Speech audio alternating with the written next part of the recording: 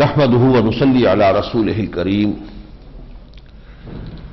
اما بعد فقد قال الله تبارك وتعالى كما ورد في سورة الشورى اعوذ بالله من الشيطان الرجيم بسم الله الرحمن الرحيم حامیم عین سین قاف كذلك يوحي إليك وإلى الذين من قبلك الله العزيز الحكيم له ما في السماوات وما في الأرض وهو العلي العظيم تكاد السماوات يتفطرن من فوقهن والملائكة يسبحون بحمد ربهم ويستغفرون لمن في الأرض ألا إن الله هو الغفور الرحيم والذين اتخذوا من دونه أولياء الله حفيظ عليهم وما أنت عليهم بوكيل وكذلك أوحينا إليك قرآنا عربيا لتنذر أم القرى ومن حولها وتنذر يوم الجمع لا ريب فيه فريق في الجنة وفريق في السعير صدق الله العظيم۔ یہ سورۃ الشورى ہے اور جیسا کہ میں عرض کر چکا ہوں توحید عملی کا مضمون اس میں اپنے انتہا کو پہنچ رہا ہے، کلائمیکس کو۔ ایک فرد طے کر لیتا ہے مجھے اللہ ہی کا بندہ بن کر رہنا ہے، لیکن اس کا ماحول اس کے ساتھ سازگار نہیں ہے۔ عملی شکل یہی ہے کہ جس چیز پر اب عمل کر سکتا ہے اللہ کے حکم پر اس پر تو کرے، اس سے ملتوی نہ کرے۔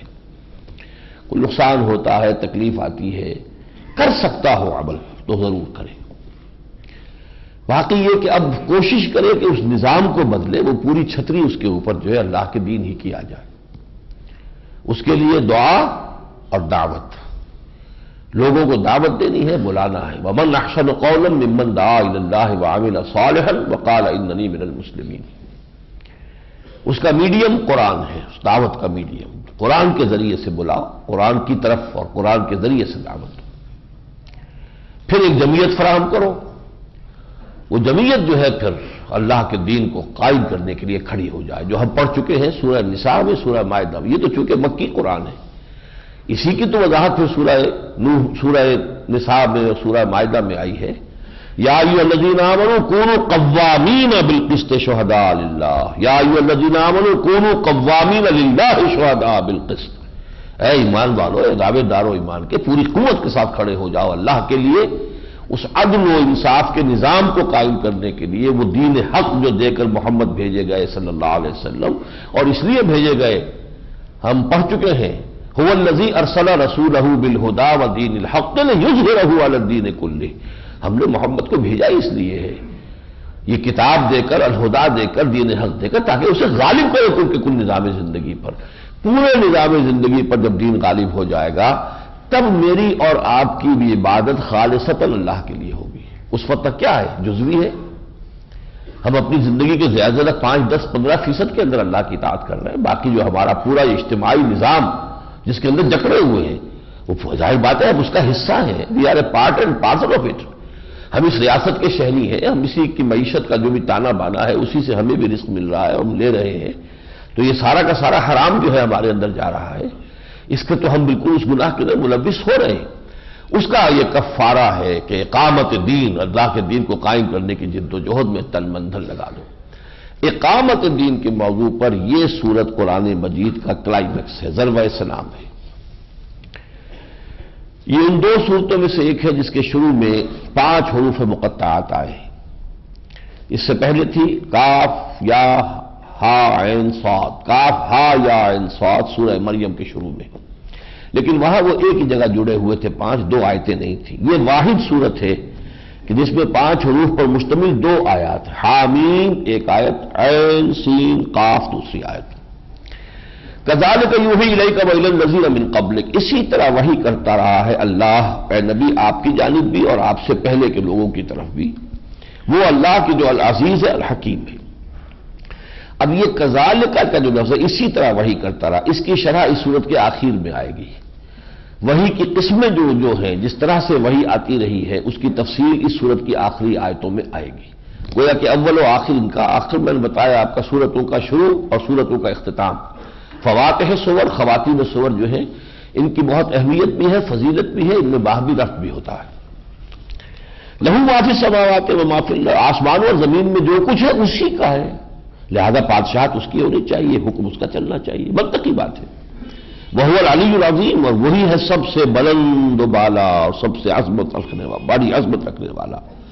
تکاد السماوات یتفطرن من فوقہن، یہ آسمان پھٹ پڑنے کو ہے اپنے اوپر سے، یعنی پھٹیں گے تو نیچے کی طرف پھٹیں گے، کیونکہ ان کے اوپر جو ملائکہ کا وزن ہے، اور ملائکہ جتنی تعداد، ولا یعلم جنود ربک الا ہو، تم کوئی نہیں جانتا اللہ کے جو لشکر ہیں ملائکہ کے ان کی کیا تعداد ہے۔ والملائکہ تو، اور جو فرشتے ہیں یسبحون بحمد ربہم، اپنے رب کی تسبیح و تحمید میں لگے ہوئے ہیں، ویستغفرون لمن فی الارض، اور استغفار کرتے رہتے ہیں ان کے لیے جو زمین میں ہے، اہل ایمان۔ یہ سورہ مومن میں بڑی مفصل ان کی دعا آ چکی ہے۔ الا ان اللہ هو الغفور الرحیم، تو تم لوگ بھی مطمئن رہو، یقیناً اللہ غفور ہے، بخشنے والا ہے، رحیم ہے، رحم فرمانے والا ہے۔ والذین اتخذوا من دونہ اولیاء، اور وہ لوگ جنہوں نے اس کے سوا کچھ اپنے پشت پناہ بنا لیے ہیں، ان کا سہارا تلاش کیا ہوا ہے، وہ بخشوا دیں گے، وہ سفارش کر دیں گے، ان کا زور چل جائے گا۔ اللہ حفیظ علیہم، ان کا حساب کتاب اللہ کے پاس ہے، اللہ ان کا نگران ہے۔ وما انت علیہم بوکیل، اور اے نبی اے محمد صلی اللہ علیہ وسلم آپ ان کے ذمہ دار نہیں ہیں، آپ سے ان کے بارے میں نہیں پوچھا جائے گا، اگر انہوں نے وہ راستہ اختیار کر لیا ہے انہیں دفع کیجئے، جانے دیجئے۔ وَكَذَلِكَ أَوْحَيْنَا إِلَيْكَ قُرْآنًا عَرَبِيًّا، کذالک دوبارہ آ گیا، لیکن یہ کذالک کی شرح آخر میں آئے گی۔ اسی طرح ہم نے وحی کیا ہے یہ قرآن عربی آپ کی جانب ہے محمد صلی اللہ علیہ وسلم، لِتُنذِرَ أُمَّ الْقُرَىٰ وَمَنْ حَوْلَهَا، یہ اس سے پہلے آ چکا ہے کہ مرکزی بستی میں ہم اپنا رسول بھیجتے رہے، سورہ قصص میں آیت نمبر 59 میں آ چکا، حتیٰ یبعث فی امہا رسولا، اللہ تعالیٰ جب بھی رسول کو بھیجتا تھا تو جو کوئی ملک ہے، قوم ہے، اس کے لیے مرکزی کوئی مقام ہوتا تھا، اس کو سمجھیے اگر ریاست کی شکل ہے تو جو اس کا دارالسلطنت ہے وہ ہوگا، یا یہ کہ عرب میں اگرچہ کوئی باقاعدہ فارمل گورنمنٹ نہیں تھی، کوئی ریاست کی شکل نہیں تھی، لیکن مکہ جو ہے ام القریٰ یہ تھا، اس لیے کہ کعبہ یہاں تھا، بت سب کے یہاں رکھے ہوئے تھے، تجارت کا مرکز یہ بنا ہوا تھا، ثقافت کا، تجارت کا، تو ایک اعتبار سے ان کو پورے عرب کے اندر ایک سیادت اور قیادت کا مقام حاصل تھا، تاکہ آپ خبردار کر دیں تنذر ام القریٰ ومن حولہا، اور اس کے ارد گرد کو۔ اب من حول کی میں وضاحت وہاں بھی کر چکا ہوں کہ یہ تو اگر پھیرتے جائیں گے تو یہ دائرہ بڑے سے بڑا ہو کر پوری دنیا کو اپنے اس دائرے میں لے لے گا، تو بات وہیں پہنچ جائے گی کہ وما ارسلناک الا کافۃ للناس بشیرا ونذیرا۔ ویسے بھی اسے کہا گیا جزیرہ نما عرب کو کہ یہ زمین کی ناف ہے، اور اس لیے کہ جو بڑے 3 بر اعظم ہیں، امریکہ تو بعد میں دریافت ہوئے، پہلے معلوم ہی نہیں تھے، جو دنیا تھی وہ 3 بر اعظم جہاں آ کر جڑتے ہیں، یہ ناف ہے در حقیقت، وہ 3، ادھر سے افریقہ، ادھر سے ایشیا، ادھر سے یورپ، ایشیائی کوچک سے ہو کر، تو یہ ناف ہے زمین کی۔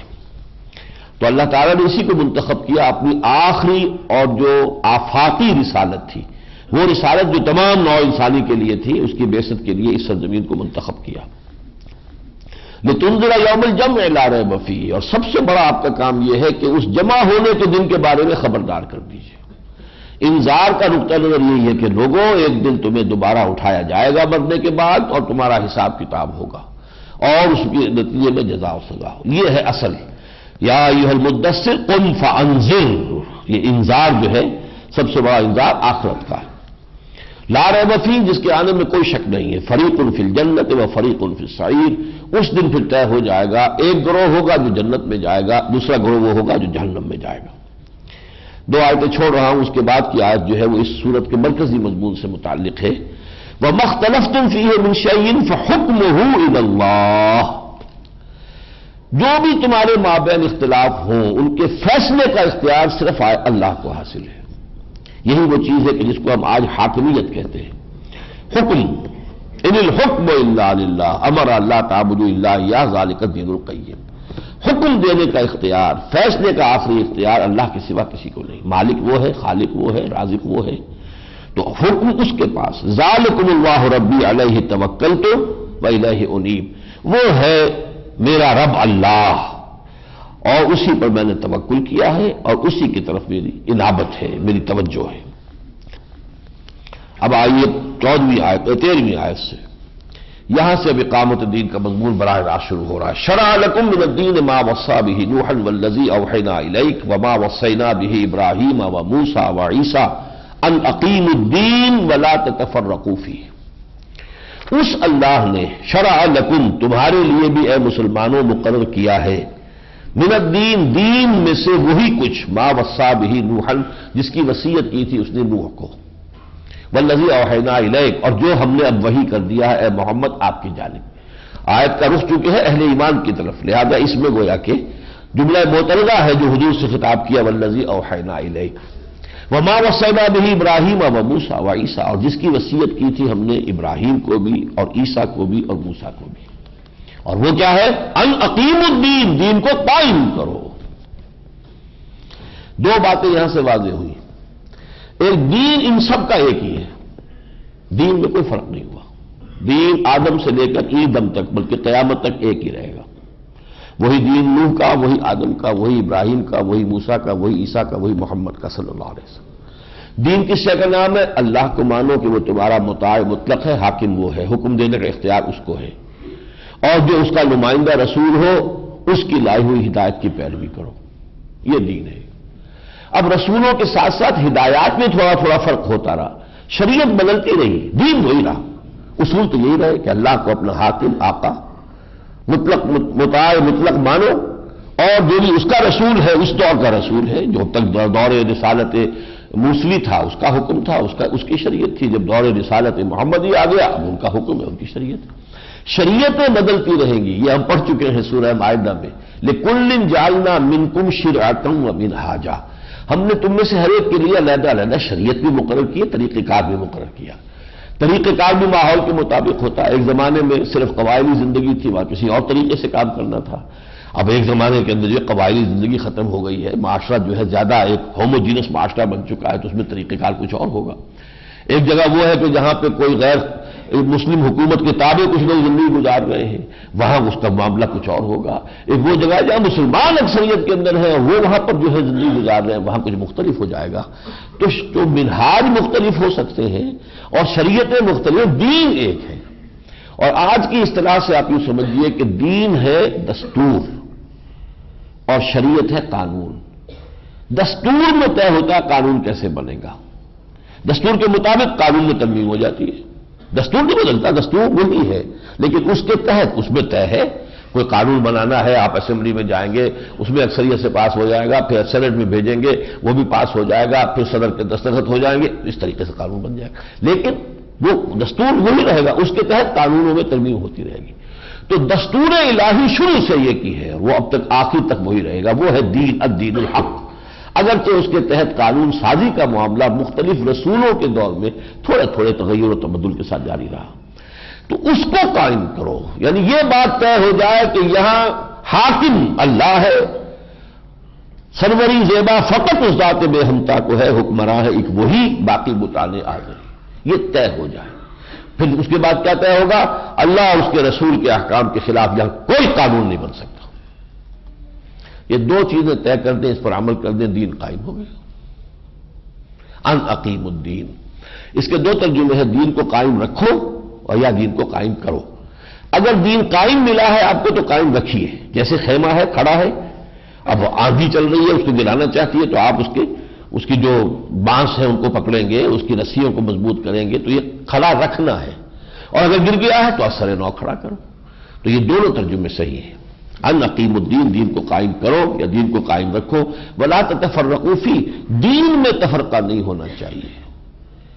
شریعت میں فرق ہو جائے تھوڑا بہت، کسی نے ہاتھ یہاں باندھ لیا کسی نے یہاں باندھ لیا، کوئی فرق نہیں پڑتا، لیکن یہ جو یہاں باندھ رہا ہے وہ بھی رسول کی سنت سمجھ کر باندھ رہا ہے، جو ہاتھ چھوڑ کر نماز پڑھ رہا ہے، چاہے وہ شیعہ ہوں چاہے مالکیہ ہوں، سنیوں میں سے بھی کچھ لوگ ہیں جو بغیر ہاتھ باندھے ہوئے نماز پڑھتے ہیں، تو وہ بھی کسی رسول کی حدیث کی بنیاد، دین وہی ہے ان کا، شریعتیں مختلف ہیں، تو دین کے اندر فرق نہیں ہونا چاہیے۔ کبر علی المشرکین ما تدعوہم الیہ، اب یہ دو تھی جماعت حضور کے سامنے جب اقامت دین کا حکم آیا پر، ایک مشرکین عرب تھے اور ایک تھے اہل کتاب۔ اہل کتاب کے بارے میں توقع ہوتی تھی کہ یہ تو واقف ہیں موسیٰ سے، عیسیٰ سے، ابراہیم سے، نوح سے واقف ہیں، یہ تو جلدی سے میری بات مان لیں گے۔ حضور کو ان دونوں سے مایوس کیا جا رہا ہے، اے نبی کوئی توقع نہ رکھیے، آسان کام نہیں ہے، یہ بڑی سخت منزل ہے، آپ کو بڑی سخت کٹھنائیوں کا سامنا ہوگا. They are not going to accept it easily. کبر علی المشرکین ما تدعوہم الیہ، مشرکین پر تو بہت ہی بھاری ہے وہ شے جس کی طرف آپ بلا رہے ہیں. آپ تو ان کا پورا جو ہے بنیادی ڈھانچہ ہے ان کا جو چلا آ رہا ہے آبائی روایات کا، ان کا مذہب ہے، ان کا عقیدہ ہے، بت پرستی، سب کو ڈال دینا چاہتے ہیں. تو آسان کام تو نہیں، کوئی قوم جو ہے وہ اپنی ساری روایات اور ثقافت کا تیا پان سے کرا لے. کبر علی المشرکین ما تدعوہم الیہ اللہ یجتبی الیہ من یشاء ویہدی الیہ من ینیب. ان میں سے تو جس کو اللہ چاہے گا کھینچ لے گا، اور جو واقعتاً ہدایت کا طالب ہوگا اسے ہدایت دے دے گا. ہوتے ہی لوگ ایسے جن کے سلیم فطرت، آخر ابو بکر بھی اسی معاشرے میں تھے اور حضرت عثمان بھی اسی معاشرے میں سے تھے. ایسے بھی لوگ تھے کہ جو چلے گئے دنیا سے اور یہ کہتے چلے گئے اللہ ہم سے تیری بندگی کرنا چاہتے، کیسے کریں گے ہمیں پتہ نہیں. اس لیے کہ اس وقت تک شریعت آئی نہیں، قرآن آیا نہیں، حضور آئے نہیں. موحد وہ پہنچ گئے تھے، جیسے کہ حضرت لقمان تھے، توحید تک پہنچ گئے تھے. تو ایسے لوگ بھی موجود تھے. تو جن میں انابت ہے وہ آ جائیں گے خود، انہیں ہم ہدایت دیں گے. کچھ کو ہم جب چاہیں گے کھینچ بھی لیں گے. اللہ تعالیٰ جس کو چاہتا ہے کھینچ لیتا ہے. عمر ان میں سے ہے جنہیں کھینچ کر بلایا ہے. نکلے تھے قتل کے ارادے سے اور اللہ نے بیچ میں پکڑا، کدھر جا رہے ہو، ادھر آؤ. کبر علی المشرکین ما تدعوہم الیہ اللہ یجتبی الیہ من یشاء ویہدی الیہ من ینیب. باقی رہ گئے اہل کتاب وما تفرقوا الا من بعد ما جاءہم العلم بغیا بینہم. ان کا حال تو یہ ہے بدبختوں کا، ان کے پاس جو پہلے کتاب آئی تھی اسی میں تفرقے کر کے بیٹھے ہوئے. آپ کو کیسے مان لیں گے؟ ایک تورات کے ماننے والے جو جمع نہیں ہیں، ان کے اندر بغیم بینہم، اپنے اوپر اپنے اندر زدم زدہ ہے، دی ارج ٹو ڈومینیٹ ہے. میں اس کی بات کیوں مانوں، یہ کیوں نہ مانے. یروشلم مرکز ہے یہودیوں کا بھی عیسائیوں کا بھی، لیکن یہ کہ ایک دوسرے سے دشمنی ہے. تو یہ تو لوگ تفرقے میں پڑے ہوئے، یہ آپ کو نہیں ماننے والے. وما تفرقوا الا من بعد ما جاءهم العلم بغيا بينهم ولولا كلمة سبقت من ربك الى اجل مسمى لقضي بينهم. اور اگر ایک وقت معین تک کے لیے اللہ کا ایک فیصلہ پہلے سے طے نہ ہو چکا ہوتا تو ان کے مابین فیصلہ چکا دیا جاتا. وَإِنَّ الَّذِينَ أُورِثُوا الْكِتَابَ مِن بَعْدِهِمْ لَفِي شَكٍّ مِّنْهُ مُرِيبٍ. اور وہ لوگ کہ جو وارث بنائے گئے کتاب کے ان کے بعد، وہ شکوک و شبہات میں مبتلا ہو جاتے ہیں. وہ جو آیا تھا ابھی ہم نے پڑھا تھا کہ ہم نے پھر وراثت دی بنی اسرائیل کو کتاب کی، جس طرح آج ہم وارث ہیں اس قرآن کے. لیکن کتنے ہی لوگ ہمارے جو شکوک و شبہات میں قرآن کے بارے میں پڑے ہوئے. ہماری نوجوان نسل سوچتی ہے یہ مولوی آپس میں لڑتے رہتے ہیں، ایک کتاب پڑھتے ہیں، لڑتے ہیں، ڈنڈا ان کا جو ہے چلتا ہے اور کفر کے فتوے چلتے ہیں. تو کیا کتاب ہوئی وہ؟ اوڑھنا بچھونا ان کا وہ کتاب ہے. تو آپ کی نسل کے اندر، نوجوان نسل کے اندر اگر اس سے بودھ پیدا ہو جائے تو وہ تو اس کا منطقی نتیجہ ہے. ان الذین اورثوا الکتاب من بعدہم لفی شک منہ مریب. ظاہر بات ہے کہ وہ شکوک و شبہات ہیں جن کی وجہ سے نہ قرآن پڑھتے ہیں، نہ سمجھتے ہیں، نہ اس کو پڑھنے کے لیے سمجھنے کے لیے عربی سیکھنے کو تیار ہیں. اگر کوئی توقع ہو کہ اس میں کوئی دولت ہے، یہ کوئی ہمارے لیے نعمت ہے، یہ واقعتاً اللہ کی ہدایت ہے، یہ ایمان ہو، تو کیا اس طرح سے قرآن مجید سے بے رغبتی ہوگی معاشرے میں؟ لیکن اب 15ویں آیت کو لیجئے. مشکلات اپنی جگہ، مصائب اپنی جگہ، موانع اپنی جگہ. آپ کا کام کیا ہے؟ فَلِذَٰلِكَ فَادْعُ وَاسْتَقِمْ كَمَا أُمِرْتَ. آپ اسی کی دعوت دیتے چلے جائیے، اقامت دین کی دعوت، نتھنگ لیس دین دیٹ. کوئی سماجی بھلائی کا کام نہیں، کوئی یہ کام نہیں، وہ نہیں، یتیم خانہ نہیں، یہ نہیں، دین کی اقامت کا کام. Nothing short of that. فَلِذَٰلِكَ فَادْعُ. وہ ذالک کدھر ہے؟ ان اقیم الدین، دین کو قائم کرو. دعوت اسی کے دیجئے. وَلَا تَتَّبِعْ أَهْوَاءَهُمْ. ان کے خواہشات کی پیروی نہ کیجیے. وَاسْتَقِمْ كَمَا أُمِرْتَ. جب ڈٹے رہیے جیسے کہ آپ کو حکم ہوا ہے. وَقُلْ آمَنْتُ بِمَا أَنزَلَ اللَّهُ مِنْ كِتَابٍ. کہہ دیجئے میرا تو ایمان ہے اس کتاب پر جو اللہ نے مجھ پر نازل کی ہے. وَأُمِرْتُ لِأَعْدِلَ بَيْنَكُمْ. اور میں بھیجا گیا ہوں، مجھے حکم ہوا ہے تمہارے مابین عدل قائم کروں. مجھے وائز نہ سمجھو، قصہ گو نہ سمجھو. وائز نے واز کہا، نذرانہ لیا، اگلے گاؤں جائے گا، وہاں واز کہے گا. دھندا ہے اس کا پیشہ ہے. یہ نہ سمجھو میں آیا ہوں عدل قائم کرنے، ظالم کا ہاتھ پکڑنے اور مظلوم کو اس کا حق دلوانے کے لیے آیا ہوں. تو یہ تو زمین و آسمان کا فرق ہو گیا. It's not a missionary work, it's a revolutionary work. Missionary کا کیا؟ ادھر آیا چند عیسائی بنائے، آگے چلے گئے، وہاں مرکز کھول لیا، وہاں عیسائی بنا دیے. انہیں نظام سے کوئی سروکار ہی نہیں. نظام جس کا بھی ہوا کرے ہو، سرمایہ دارانہ ہو، کوئی ہو، جاگیردارانہ ہو، اس سے کوئی غرض نہیں. نظام کو بدلنے کی بات ہی نہیں. قانون ہی نہیں، نظام تو کیا ہونا ہے. اسی طرح ہمارے ہاں بھی ایک بڑی تحریک ہے، وہ دعوت الکلمہ اور یہ اور وہ، اس کو تو لے کر پھر رہی ہے، نظام سے بحث ہی نہیں، اسے کوئی دلچسپی نہیں، نظام کی بات ہی نہیں، اس ظالمانہ نظام کو ختم کرنے کا لیے ایک حرف کہتے نہیں، لیکن وہ ایک مشنری ورک ہے، وہ صرف جو زمین پر پھیلتا ہے جیسے کہ بیل پھیلتی ہے، اور ایک ہے درخت جو اوپر کو جاتا ہے پھر سایہ کرتا ہے، وہ ہے ریولوشنری ورک۔ ریولوشنری ورک جو ہے وہ پہلے جا کے نظام کو بدلتا ہے تاکہ وہ نظام جو ہے نظام حق کا سایہ عوام کے اوپر ہو اور انہیں اس کی برکات سے فائدہ پہنچے۔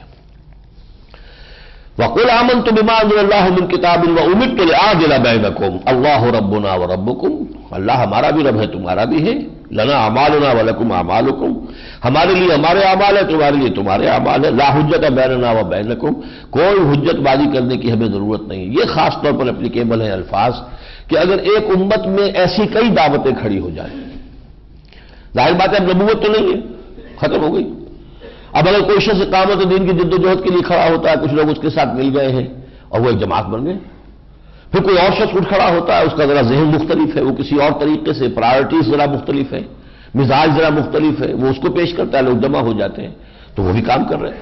اقامت دین کے لیے 10 جماعتیں بن جائیں، کوئی حرج نہیں، کوشش کرو، اور اس میں پھر یہ ہے کہ یہ بات ہوگی کہ ہمیں آپس میں جھگڑنے کی ضرورت کیا ہے، ہمارا معاملہ یہ ہے، ہمارا بھی رب اللہ تمہارا بھی رب اللہ، ہمارے لیے ہمارے اعمال تمہارے لیے تمہارے اعمال، لا حجت بیننا و بینکم، ہمارے آپس میں حجت بازی کی کوئی ضرورت نہیں، اللہ یجمع بیننا، اللہ ہمیں جمع کر دے گا، آگے بڑھیں گے خلوص ہوگا تو خود جمع ہو جائیں گے، بے شمار قافلے چلتے ہیں منا سے عرفات کی طرف، جیسے جیسے آگے جاتے ہیں وہ کنورج ہوتے چلے جاتے ہیں عرفات کے اوپر، جمع ہو جائیں گے، وَإِلَيْهِ الْمَصِيرُ، اور ایک دن تو جمع ہونا ہی ہے، میدان میں جا کر حشر کے تو جمع ہوں گے نا، تب پتہ چل جائے گا کون کتنے پانی میں تھا، کون مخلص تھا، کون بہروپیہ تھا، کون حقیقتاً اس کے لیے کوشش کر رہا تھا، کس نے دکانداری اپنی بنائی تھی، یہ سارے بھید کھل جائیں گے۔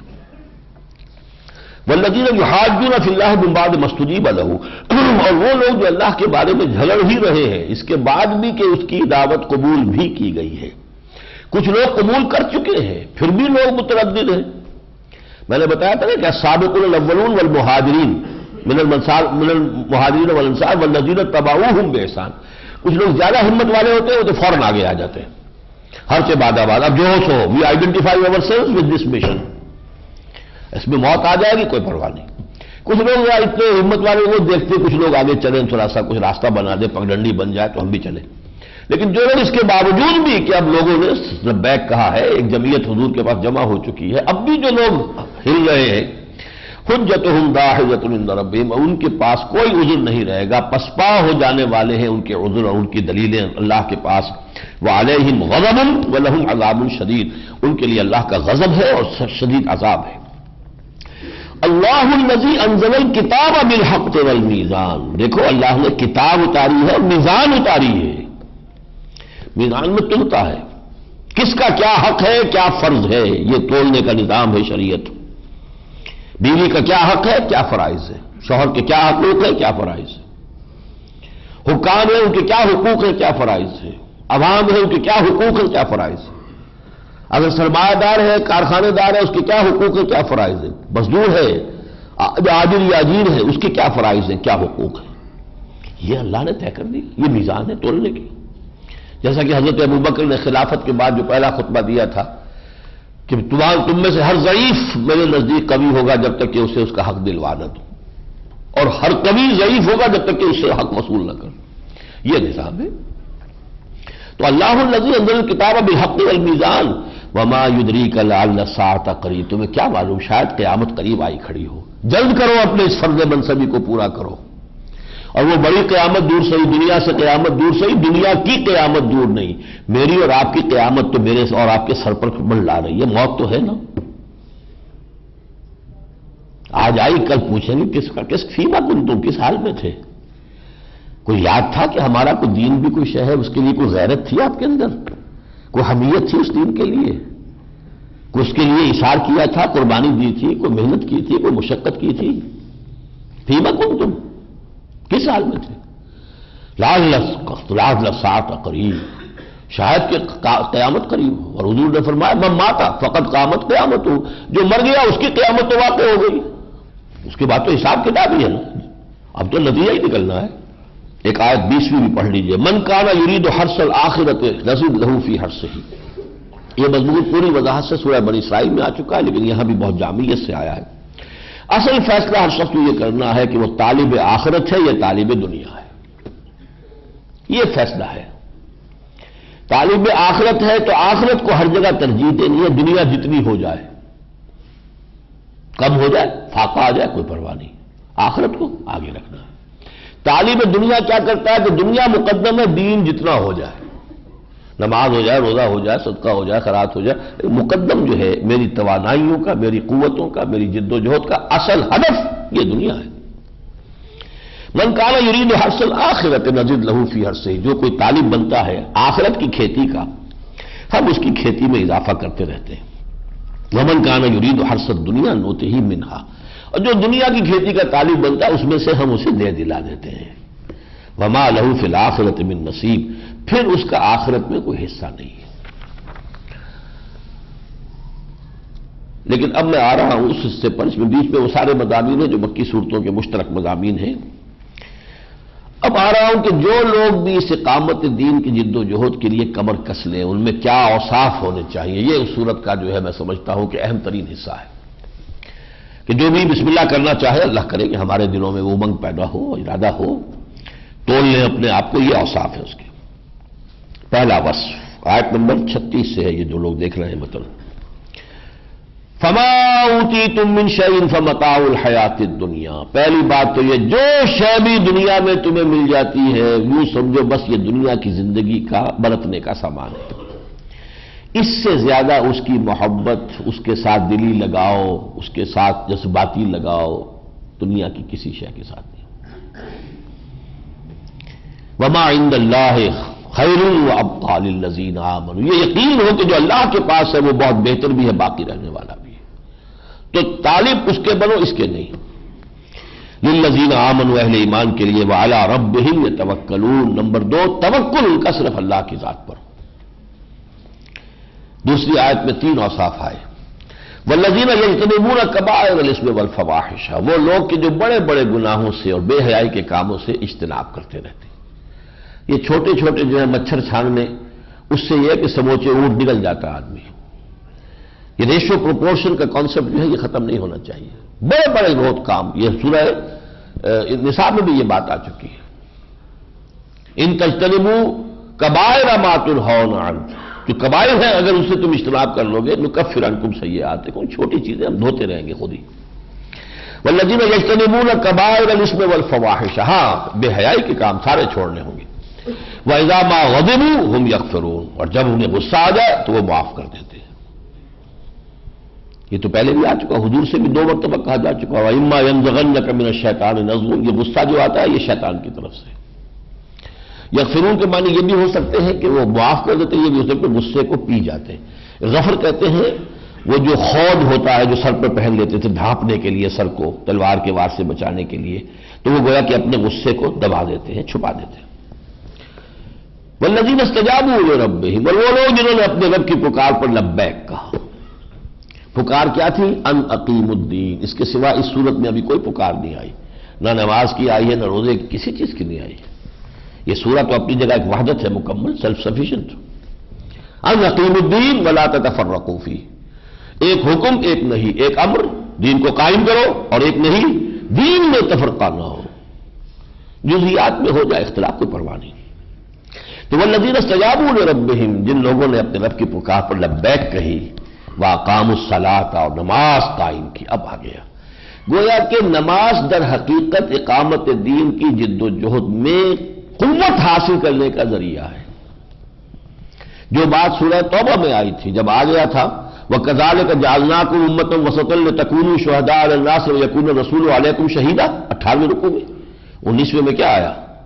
یا ایھا الذین آمنوا استعینوا بالصبر والصلاۃ. اس عظیم مشن کے لیے جو تمہیں ہمت درکار ہے، جو صبر اور استقامت درکار ہے، اس کے لیے نماز ایک ذریعہ ہے.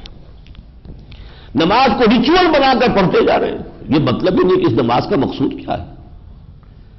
نماز کا بھی کوئی ہدف ہے کہ وہ تیر نیم کش جس کا نہ ہو کوئی ہدف. ریچولز پوری عمر نماز پڑھی جا رہی ہے، رہ گئی رسم ادا، روح بلالی نہ رہی، فلسفہ رہ گیا تلقین، مقصد تو ہے ہی نہیں. دین کے غلبے کی جدوجہد میں شہادت الناس کی ذمہ داری ادا کرنے کا ارادہ ہی نہیں. نماز بس نماز ایک عمل کی حیثیت سے، بس وہ ایک یہ ہمارا عبادتی دین بن کر رہ گیا ہے، بس یہ عبادات ہیں، یہی دین ہے.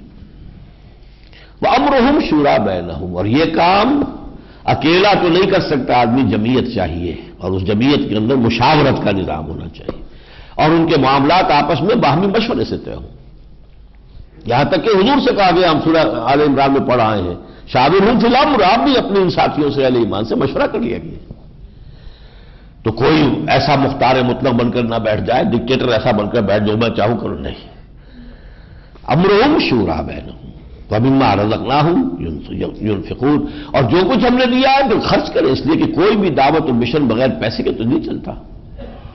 انفاق اللہ کے دین کے لیے، اب سورہ بقرہ میں 2 رکوع ہم پڑھ چکے ہیں انفاق کے موضوع کے اوپر، اور کتنا زور آیا، انفقوا انفقوا انفقوا یا ایھا الذین آمنوا انفقوا مما رزقناکم من قبل ان یأتی یوم لا بیع فیہ ولا خلۃ ولا شفاعۃ، کرو خرچ. یہاں تک کہ پوچھا گیا ماذا ينفقون قل العفو، جو بھی ضرورت سے دائیں دے دو. کاہے کو سیٹ کر رکھتے ہو؟ اللہ کے بینک میں کیوں نہیں جمع کراتے ہیں؟ جہاں 700 نہیں 7,000 گنا تمہیں نفع مل جائے گا، یہاں کیوں رکھتے ہو سنبھال کر؟ والذین اذا اصابهم البغی هم ينتصرون، اب یہ پچھلی صورت سے مزاج میں بہت مختلف آیت آ گئی. وہ ہے مقام دعوت، ومن احسن قولا ممن دعا الی اللہ. وہاں کیا تھا؟ ادفع باللتی ہی احسن، بدی کے جواب میں بھلائی کرو. یہاں کیا ہے؟ والذین اذا اصابهم البغی هم ينتصرون، وہ لوگ کہ جن پر اگر زیادتی کی جاتی ہے تو بدلہ لیتے. قرآن doesn't mince its words، صاف صاف بات، کھلی کھلی بات. ينتصرون، بدلہ دیتے. وجزاء سیئۃ سیئۃ مثلها، اور بدی کا بدلہ ویسی ہی بدی ہے. وہ بات ہم پہلے سورہ بقرہ میں بھی پڑھ چکے ہیں کہ وَلَكُمْ فِي الْقِصَاصِ حَيَاةٌ يَا أُولِي الْأَلْبَابِ، بدلے ہی کے اندر زندگی ہے، قصاص میں زندگی ہے، ورنہ جرائم بڑھتے چلے جائیں گے، بدماشوں کی حوصلہ افزائی ہوتی جائے گی. کسی نے آپ کو 8 تھپڑ مارا، آپ نے معاف کر دیا، اور کئی کسی اور کو مارے گا، اور اگر آپ نے بھی رسید کر دیا اس کے تو یہی رک جائے گی بات اس کی. وَجَزَاءُ سَیِّئَةٍ سَیِّئَةٌ مِثْلُهَا. البتہ ایک دور ہوتا ہے، ابھی چونکہ یہ مکی صورت ہے، ابھی دور جو اقامت کا شروع نہیں ہوا تھا، ذہناً تیار کیا جا رہا ہے. ابھی وہی رویہ چاہیے کہ جو سورہ حامی میں سجدہ میں آ چکا ہے، فَمَنْ عَفَا وَأَصْلَحَ فَأَجْرُهُ عَلَى اللَّهِ. تو جو معاف کر دے اور جو اصلاح کرے، اگر اصلاح کی امید ہو تو معاف کر دینا جو ہے تو اس کا اجر اللہ کے پاس رہے گا. إِنَّهُ لَا يُحِبُّ الظَّالِمِينَ، وہ ظالموں کو پسند نہیں کرتا. وَلَمَنِ انتَصَرَ بَعْدَ ظُلْمِهِ، اور اگر کوئی شخص جو ہے جمع رہے کہ نہیں میں نے تو اپنے ظلم کا بدلہ لینا ہے، فَأُولَٰئِکَ مَا عَلَيْهِم مِّن سَبِيلٍ، تو آپ اس پر کوئی ملامت نہیں کر سکتے، اس کا حق ہے بدلہ لینا. انما السبیل، و ملامت کے قابل تو وہ لوگ ہیں علی الذین یظلمون الناس، جو لوگوں پر ظلم کرتے ہیں، ان کی حق تلفی کرتے ہیں. وہ حق تلفی اکنامک فیلڈ میں بھی ہو سکتی ہے، ایکسپلائٹیشن ہو رہی ہے، غریب سے غریب تر ہو رہا ہے، خون چوسا جا رہا ہے اس کا. امیروں کے محل جو ہے دیکھیں تو انسان دگ رہ جاتا ہے، یہ کہاں سے آ رہا ہے؟ اسی ملک کی دولت ہے جس کی ڈسٹریبیوشن غلط ہوئی بھی ہے. جاگیردار ہے، اس کے محل دیکھیے، اس کے باہر کی جائیدادیں دیکھیے، اس کے بچوں کی تعلیم کا معیار دیکھیے، اس کے کتوں کو جو کچھ مل رہا ہے وہ دیکھیے، جو اس کے جو ہاری ہیں اور جو کسان ہیں ان کی اولاد کو وہ شے نصیب نہیں جو ان کے کتوں کو نصیب ہے. یہ لوگ ہیں ملامت کے قابل، یہ لوگ ہیں جن کو کنڈم کیا جانا چاہیے. انما السبیل علی الذین یظلمون الناس ویبغون فی الارض بغیر الحق، اور وہ بغاوت کر رہے ہیں زمین میں ناحق. اللہ نے تو یہ نظام نہیں دیا تھا، انہوں نے نظام جو ہے وہ جو اللہ کا دیا ہوا نظام قائم نہیں کیا، اپنا نظام بنایا. یہ بغاوت ہے اللہ کے خلاف، سرمایہ داری ہے، سود کے نظام کے اوپر پھیلتے پھولتے چلے جا رہے ہیں. دوسری طرف جو ہے وہ خون نچڑ رہا ہے لوگوں کا. کل ہی ایک صاحب ایک بات کر رہے تھے کہ آپ 7 روپے کلو کے حساب سے اگر کچھ چیز خریدتے ہیں، 9 روپے کلو گندم خریدی، دو اگر اپنے خریدے، ان میں سے اصل میں سے 7 روپے فی کلو سود کا ہے جو جا رہا ہے، جو آپ نے دیا فرام یور اون پاکٹ. آپ کی اگر بجٹ کا انالیسس کریں تو ہے کیا، اس میں صورت حال کیا ہے؟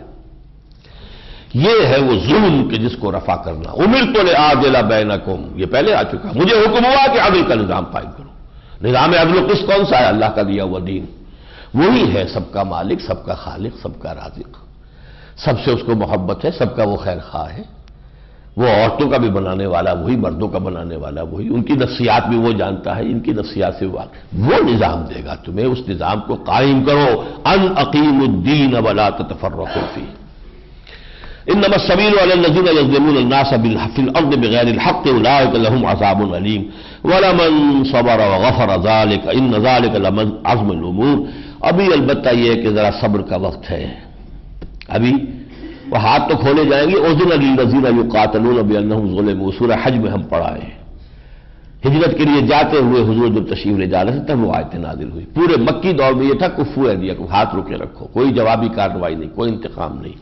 نغمہ ہے بلبل شوریدہ تیرا خام ابھی، اپنے سینے میں اسے اور ذرا تھام ابھی، یہ جذبات انتقام پروان چڑھاؤ، لیکن ایک وقت آئے گا جب تمہیں موقع دیا جائے گا، اب اینٹ کا جواب پتھر سے دو، گو اہیڈ۔ لیکن اس وقت تک جو حکمت منہج انقلاب ہے، انقلاب کا ایک پروسیس ہے، اس کی سٹیجز ہیں، ایک سٹیج اس کی دعوت کی ہے، اس کا تقاضا کچھ اور ہے، لیکن جب اس کے لیے آئے گا کہ وہ ایڈوانس کیا جائے، اس وقت جو ہے پھر جب چیلنج کا مرحلہ آئے گا کہ اس نظام کو چیلنج کرنا ہے، پھر تمہارے ہاتھ کھول دیے جائیں گے۔ اس سے آگے چلیے آیت نمبر 47، استجیبوا لربکم من قبل ان یاتی یوم لا مرد له من اللہ ما لکم من ملجأ یومئذ وما لکم من نکیر۔ اپنے رب کی پکار پر لبیک کہو اس سے پہلے کہ تمہارے رب کے حکم سے وہ دن آ جائے جس کو پھر کوئی پھیرنے والا نہیں ہوگا۔ تاخیر اور تعویق میں نہ پڑے رہو، اسی سوچوں میں نہ رہو، چلوں نہ چلوں، کروں نہ کروں، یہ ہو جائے گا وہ ہو جائے گا، یہ اندیشے ہیں، یہ مسائل ہیں۔ استجیبوا لربکم، اور ظاہر بات ہے پھر نوٹ کر لیجئے حکم آیا اس میں وہ ہے ان اقیموا الدین ولا تتفرقوا، اب اس کے لیے جماعتی زندگی جس میں امرہم شورا بینہم کا نظام ہے۔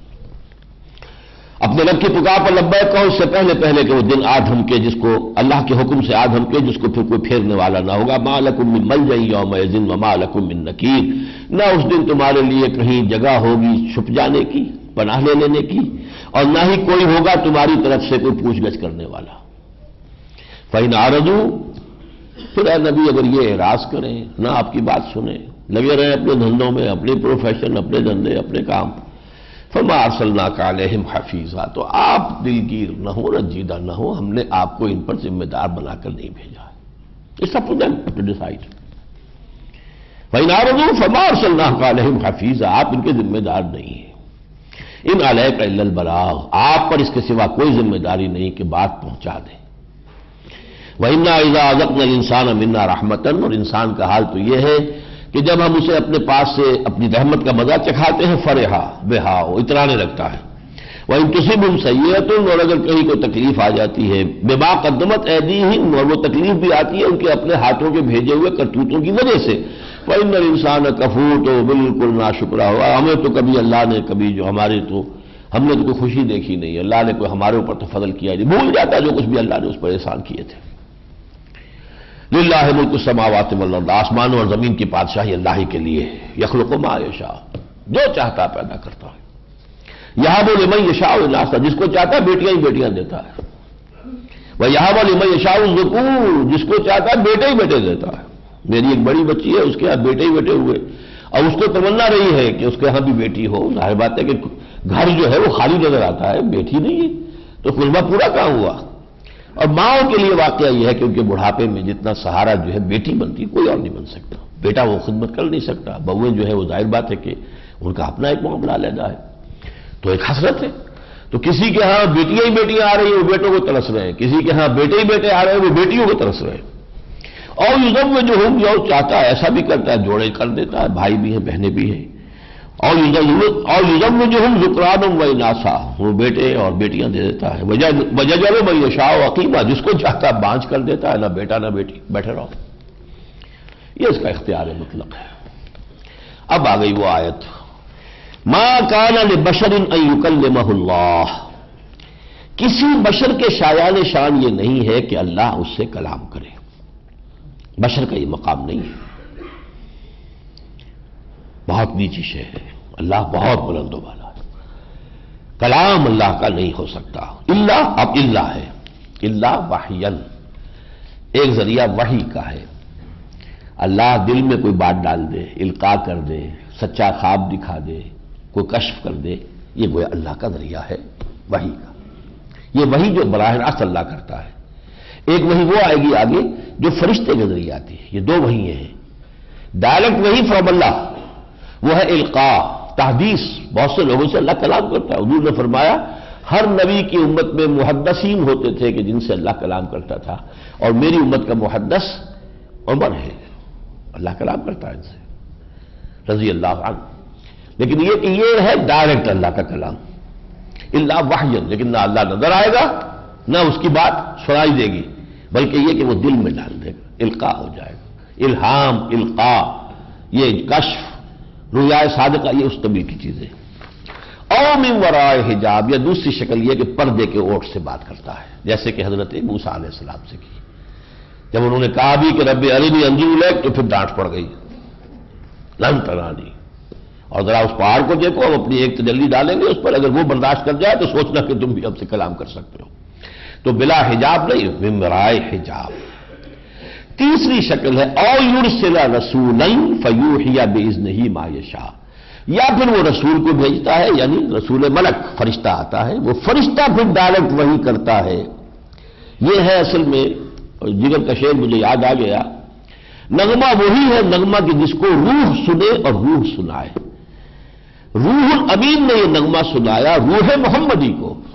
اس وحی کے اندر حضور کے کانوں کو دخل نہیں ہے، یہ کانوں کے ذریعے سے نہیں آئی ہے، لیکن یہ کہ یہ قلب پر، فَإِنَّهُ نَزَّلَهُ عَلَىٰ قَلْبِكَ، دل پر براہ راست آئی ہے، روح وہاں ہے، روح کا مسکن قلب ہے، لہذا نغمہ وہی ہے نغمہ کہ جس کو روح سنے اور روح سنائے۔ بڑی عمدہ غزل ہے یہ، جگر کی اس دور کی ہے جبکہ وہ شراب سے تائب ہو چکے تھے، بڑا عارفانہ کلام ہے۔ جہل خرد نے دن یہ دکھائے، گھٹ گئے انسان بڑھ گئے سائے، ہائے وہ کیوں کا جی بہلائے، غم بھی جس کو راس نہ آئے، کار زمانہ جتنا جتنا بنتا جائے بگڑتا جائے، جھوٹی ہے ہر ایک مسرت روح اگر تسکین نہ پائے، نغمہ وہی ہے نغمہ کہ جس کو روح سنے اور روح سنائے۔ بڑی عمدہ نظم ہے۔ تو یہ نغمہ وہی وہ ہے جسے روح الامین، روح القدس نے سنایا روح محمدی کو صلی اللہ علیہ وسلم۔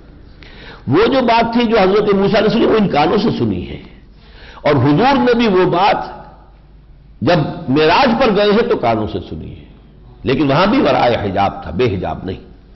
وہ تو بات سمجھ لیجیے نا کہ ما کان لبشر ان یکلمہ اللہ، کسی بشر کے لیے یہ ممکن نہیں ہے کہ اللہ اسے ہم کلام ہو، الا وحیا، وحی براہ راست، القاء، الہام وغیرہ، او من وراء حجاب، یا پردے کی اوٹ سے، جیسے کہ موسیٰ سے کوہ طور پر اور حضور سے شب معراج میں۔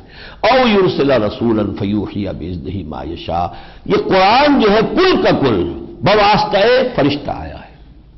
یہ تیسری قسم کا جو کلام ہے، یہ کلام الہی جو قرآن کی شکل میں آیا ہے، وہ فرشتہ لے کر آتا ہے، پھر حفاظتیں کی جاتی ہیں، کہیں شیطانی اس کے اندر جو ہے وہ چیز شامل نہ ہو جائے، کہیں انسان کے اپنا خیال کو شامل نہ ہو جائے۔ انہ علی حکیم، یقیناً اللہ بہت بلند و بالا ہے، بڑی حکمت والا ہے۔ وہ اتنا بلند و بالا ہے کہ انسان سے یہ نہیں کہ وہ نہیں کر سکتا بات، وہ تو قادر ہے، آپ مجھ سے بھی بات کر سکتا ہے، آپ سے بھی، لیکن انسان کا یہ مقام نہیں ہے کہ وہ اس سے کلام کرے۔ اب آ گیا وہ لفظ وَكَذَلِكَ أَوْحَيْنَا، جو دو مرتبہ شروع میں آیا تھا، اب یہاں آیا وَكَذَلِكَ أَوْحَيْنَا إِلَيْكَ رُوحًا مِّنْ أَمْرِنَا، اور اسی طرح ہم نے وحی کی ہے ایک روح اپنے امر سے آپ کی جانب۔ اس قرآن کو اب کیا کہا گیا؟ روح۔ روح یا فرشتہ ہے، یا روح انسانی ہے، یا وحی ہے، ان تین پر اطلاق ہوگا روح کا، بس۔ روح من امرنا، ہم نے آپ کی طرف وحی کی ہے، اوحینا الیک روحا من امرنا ما کنت تدری ما الکتاب ولا الایمان، اے نبی آپ کو کچھ معلوم نہیں تھا کیا کتاب ہوتی ہے، کیا شریعت ہوتی ہے، آپ تو امی قوم میں پیدا ہوئے، نہ آپ پڑھے نہ لکھے، نہ آپ نے تورات پڑھی، نہ آپ نے انجیل پڑھی، ولا الایمان، ایمان بھی آپ کو معلوم نہیں تھا۔ اجمالی ایمان تو آپ کے دل میں تھا، وہ نور فطرت، لیکن یہ تفصیلی ایمان ملائکہ سے جب ہوا ہے واسطہ، اور پھر جو غیب کے حالات دکھائے گئے، تو وہ ایمان جو ہے وہ کامل ایمان، وہ تو بات کی شے ہے۔ ما کنت تدری ما الکتاب ولا الایمان ولکن جعلناہ، ہم نے اس کو قرآن کو بنا دیا نور، نورا نہدی بہ من نشاء، جس کے ذریعے سے ہم ہدایت دیتے ہیں جس کو چاہتے ہیں۔ وَإِنَّكَ لَتَهْدِي إِلَىٰ صِرَاطٍ مُسْتَقِيمٍ، اور جب کہ یہ نور قرآن اب آپ کے جسم میں وجود میں سرایت کر گیا ہے، اب آپ مجسم ہدایت ہیں۔ اسی معنی میں نور کہیں حضور کو کوئی حرج نہیں، نور ہدایت، نور کامل، ہدایت کے پورے کامل نور۔ اب آپ ہدایت دیں گے لوگوں کو صراط مستقیم کی طرف، صراط اللہ الذی لہ ما فی السماوات و ما فی الارض، اس اللہ کے راستے کی طرف جس کا ہے ہر کچھ ملکیت ہے، ہر وہ شے جو آسمانوں میں اور جو زمین میں ہے۔ الا الی اللہ تصیر الامور، آگاہ ہو جاؤ، سارے معاملات بالآخر اللہ ہی کی طرف پہنچ جائیں گے، چلے جائیں گے۔ میں آپ کو بتا نہیں سکتا کہ مجھ پر اس سورہ مبارکہ کی عظمت کا کتنا نقش ہے، جتنے میں نے حصے بیچ میں چھوڑے ہیں، کس قدر مجھ پر شاخ گزرے ہیں۔ میں تو اس کا ایک ایک حرف چاہتا ہوں، لیکن یہ کہ بہرحال وقت نہیں ہے۔ مکی قرآن میں سورہ شورا، مدنی قرآن میں سورہ حدید آئے گی۔ میرے نزدیک یہ لب لباب ہے۔ جو مقام سورہ حدید کا مدنی قرآن میں، مدنی صورتوں میں، وہ سورہ شورا کا ہے اس مکی قرآن۔ سورۃ الزخرف، بسم اللہ الرحمن الرحیم، حامیم والکتاب المبین۔ حامیم اور قسم ہے اس کتاب مبین کی۔ جہاں بھی یہ انداز ہوتا ہے میں بتا چکا ہوں، آگے محذوف مانیے انک لمن المرسلین۔ قسم ہے کتاب مبین کی کہ اے محمد آپ اللہ کے رسول ہیں، اس لیے کہ یہ دلیل ہے سب سے بڑی، یہ معجزہ ہے، یہ ثبوت ہے آپ کی رسالت کا۔ انا جعلناہ قرآنا عربیا لعلکم تعقلون، ہم نے اس کو بنا دیا ہے عربی زبان میں پڑھی جانے والی شے تاکہ تم سمجھ سکو۔ یعنی لوح محفوظ میں وہ کس زبان میں درج ہے یہ ہم نہیں جانتے، وہ تو وہاں کی زبان ہے، لیکن جب یہ نازل ہوئی ہے محمد صلی اللہ علیہ وسلم تو عربی زبان کا لبادہ اوڑھ کر آئی ہے تاکہ اس کے اندر لوگوں کے سمجھنے میں آسانی ہو۔ وَإِنَّهُ فِي أُمِّ الْكِتَابِ لَدَيْنَا لَعَلِيٌّ حَكِيمٌ، اور یہ تو اس ام الکتاب میں ہے جو ہمارے پاس ہے اور بہت بلند و بالا ہے۔ یہ قرآن اصل میں، قرآن حقیقی جو ہے وہ وہاں ہے، یہ اس کی مصدقہ نقلیں ہیں۔ جیسے کوئی ججمنٹ کسی جج نے لکھا ہے وہ تو رکھا ہوا ہے وہاں پہ ہائی کورٹ میں، سپریم کورٹ میں، آپ جا کے اس کی سرٹیفائڈ کاپی لے سکتے ہیں۔ تو what we have, they are the certified copies of that Quran. بل ہوا قرآن المجید فی لوح محفوظ، وہ تو لوح محفوظ میں ہے، کتاب مکنون میں ہے۔ ام الکتاب، وہ بنیادی اور جڑ والی کتاب جو ہے اس میں ہے یہ، اور بہت علی، بہت بلند۔ یہی علی کا لفظ اللہ نے اپنے لیے استعمال کیا تھا سورہ شورا میں، اور یہی یہاں کتاب قرآن کے لیے آ رہا، لعلی حکیم، یہ قرآن بہت بلند و بالا، بڑی حکمت والا ہے۔ اس صورت میں میں موٹے موٹے نکات لے رہا ہوں۔ یہ جامع ہے مختلف قسم کے شرک جو ہیں، کیونکہ وہ عملی شرک کا تو کلائمیکس آ چکا سورہ شورا میں، اب پھر یہ کہ مختلف قسم کے مختلف النوع شرک جو ہیں ان کا یہاں پہ حوالہ دیا گیا ہے۔ مثلا دوسرے رکوع کی پہلی آیت لیجئے، وَجَعَلُوا لَهُ مِنْ عِبَادِهِ جُزْءًا إِنَّ الْإِنسَانَ لَكَفُورٌ مُبِينٌ، انہوں نے اللہ کے بندوں میں سے کچھ کو اس کا جز بنا دیا ہے۔ یہ ایک نیا انداز ہے جو یہاں آیا، اس سے پہلے نہیں آیا، اسی لیے میں نے اس کو آپ کے سامنے بیان کیا۔ اولاد جو ہے وہ باپ اور ماں کے جسم کا جز ہوتی ہے۔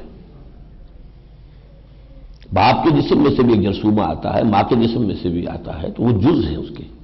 تو کسی کو اللہ کا بیٹا یا بیٹی کہہ دینے کا مطلب یہ ہے کہ اسے اللہ کی ذات کا جز قرار دے دیا جائے۔ یہ بدترین شرک ہے، شرک فی الذات، شرک فی العقیدہ، اور صرف عقیدہ میں شرک فی الذات، اور شرک فی الذات کی بدترین صورت۔ یہی وجہ ہے کہ اس پر جو اللہ کا غضب بھڑکا ہے وہ ہم دیکھ آئے تھے سورہ مریم میں، وَقَالُوا اتَّخَذَ الرَّحْمَنُ وَلَدًا تَكَادُ السَّمَاوَاتُ يَتَفَطَّرْنَ مِنْهُ وَتَنشَقُّ الْأَرْضُ وَتَخِرُّ الْجِبَالُ هَدًّا أَن دَعَوْا لِلرَّحْمَنِ وَلَدًا۔ اتنی بڑی گستاخی ہے کہ آسمان پھٹ پڑنے کو ہے، زمین شق ہونے کو ہے، اور قریب ہے کہ یہ پہاڑ جو ہے دھماکے کے ساتھ زمین پر گر جائیں کہ انہوں نے رحمان کے لیے اولاد تجویز کی۔ اس پہ اتنا غضب بڑھتا۔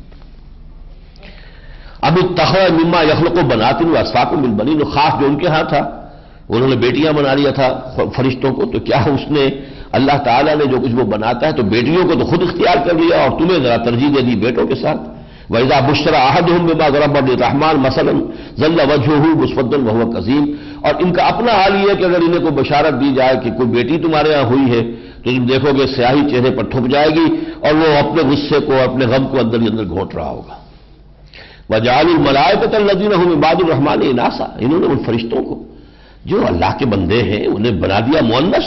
أَشَهِدُوا خَلْقَهُمْ، کیا یہ موجود تھے ان کی تخلیق کے وقت؟ انہوں نے دیکھا تھا کہ وہ مؤنث ہے؟ سنکتب شہادتہم ویسألون، ان کی گواہی کو ہم لکھ لیں گے پھر ان سے پوچھیں گے۔ اب اس میں پوچھنے میں جو غصہ مضمر ہے، ہم پوچھیں گے ان سے کہ تم کیا ہمارے جناب میں جسارت نہیں کرتے رہے ہو۔ ام آتیناہم کتابا من قبلہ فہم بہ مستمسکون، کیا ہم نے اس سے پہلے کوئی کتاب ان کو دی تھی جس میں یہ لکھا ہوا ہے کہ یہ فرشتے خدا کی بیٹیاں ہیں، اور وہ اس کو مضبوطی سے تھامے ہوئے ہیں؟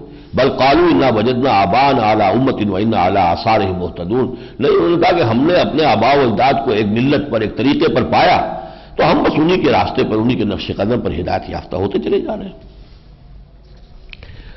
آگے چلیے یہ آیت نمبر 31 سے، وَقَالُوا لَوْلَا نُزِّلَ هَذَا الْقُرْآنُ عَلَىٰ رَجُلٍ مِّنَ الْقَرْيَتَيْنِ عَظِيمٍ، اور یہ کہتے ہیں کہ یہ قرآن، یہ دو بڑے بڑے شہر جو ہیں مکہ اور طائف، اس کے کسی بڑے شخص کے اوپر کیوں نہ نازل ہوا؟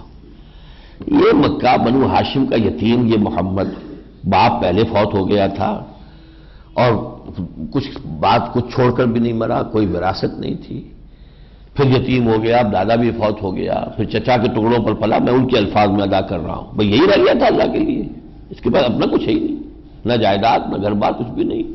اب اگر سہولت بھی ہوئی ہے تو بیوی کے مال پر ہوئی ہے۔ حضرت خدیجہ ہی کے ساتھ شادی ہوئی تو پھر آپ کے لیے اللہ تعالیٰ نے کشادگی پیدا کی۔ تو اللہ کے اس کو چھوڑ کر یہ ولید بن مغیرہ، بڑے بڑے چودھری موجود تھے جن کی جائیدادیں مکے میں بھی ہیں اور طائف میں بھی ہیں۔ وقالوا لولا نزل هذا القرآن على رجل من القريتين عظيم، کسی بڑے آدمی پر ان دو بستیوں میں سے کسی پر اللہ چن لیتا۔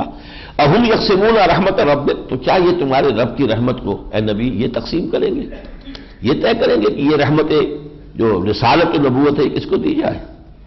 نحن قسمنا بینہم معیشتہم فی الحیات الدنیا، ہم نے ان کی معیشت کا سلسلہ ان کے اندر تقسیم کر دیا ہے دنیا کی زندگی میں، اس کو زیادہ دے دیا، اس کو کم دے دیا، لیکن برفعنا بعضهم فوق بعض درجات، اور ہم نے ان میں سے بعض کو بعض پر درجے زیادہ دے دیے، کوئی دولت مند ہے کوئی کم غریب ہے، لیتخذ بعضهم بعضا سخریا، تاکہ یہ ایک دوسرے سے خدمت بھی لے سکیں، سب ایک جیسے ہوتے تو کون کسی کا کام کرتا، میں بھی رانی تو بھی رانی، کون بھرے گا پانی؟